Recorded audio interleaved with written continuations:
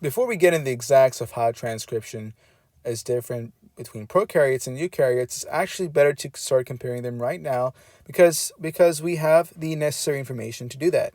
So prokaryotes and eukaryotic transcription is similar. It has initiation, it has elongation, termination, but there are four major differences, and I want you to engrave this in your head. There are four differences between prokaryotic and eukaryotic transcription.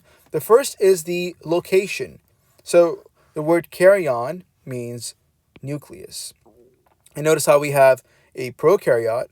So prokaryon, in a sense, it just means before the kernel or before the karyon, and that means that just means that it doesn't have a nucleus. It doesn't have a nucleus, and because of this, transcription and translation happen at the same time inside the cytoplasm. So here is a diagram of a prokaryote, and just notice how we have everything inside the cytoplasm. There are no internal organelles, and because there are no internal organelles and no membranes to separate anything from anything, there's nothing stopping everything from happening at the same time. So once mRNA is transcribed, as it's transcribed, we have transcription. Well, as transcription happens, we have translation happening at the same time. Eukaryote, on the other hand, means true kernel, and it just means a true nucleus. And transcription in the nucleus is done inside the nucleus, and therefore it has to be transported outside the nucleus into the cytoplasm, where these proteins and enzymes or both are translated. And before translation can happen, we've also talked about the vast amount of genetic material inside eukaryotes and how they're coiled around histines. And because they're coiled around and there's so much DNA between necessary and unnecessary DNA, there's something called splicing. And we're going to talk about that in a different video. The second thing we want to talk about is transcription processing. And this is exactly what I was getting at over there. Prokaryotes, the primary transcript is transcribed, and that means there's no processing. The mRNA that is transcribed is the final mRNA, and it's ready to be translated. And it happens in the same location that we talked about. And same location, transcription and translation happen at the same time, just repeating that.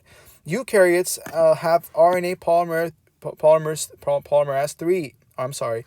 Eukaryotes have RNA polymerase 2s, which will then which will cause the transcription products, which will transcribe the product of which we call immature mRNA, and this needs more processing before mature mRNA is sent out to the nucleus. So inside the nucleus, if you imagine, we have the nucleus over here, and this is going to cause mRNAs to be produced, but before they're sent out, they're edited, and we talked about that before.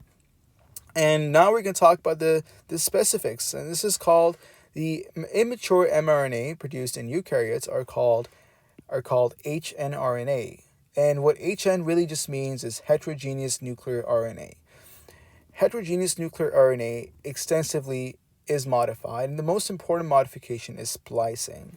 So we talked about this a second ago, and this is a visual part of it.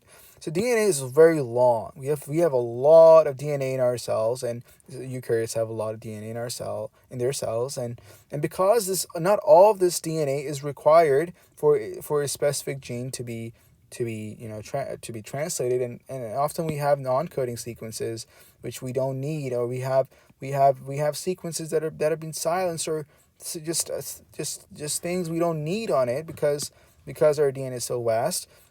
And this is a problem that is solved by splicing. Splicing is when we have these genes being physically moved and then just being deleted. So now the next video we're going to talk about what splicing is. We're going to talk about the heterogeneous nuclear RNA being spliced, and this is the concept for the next video.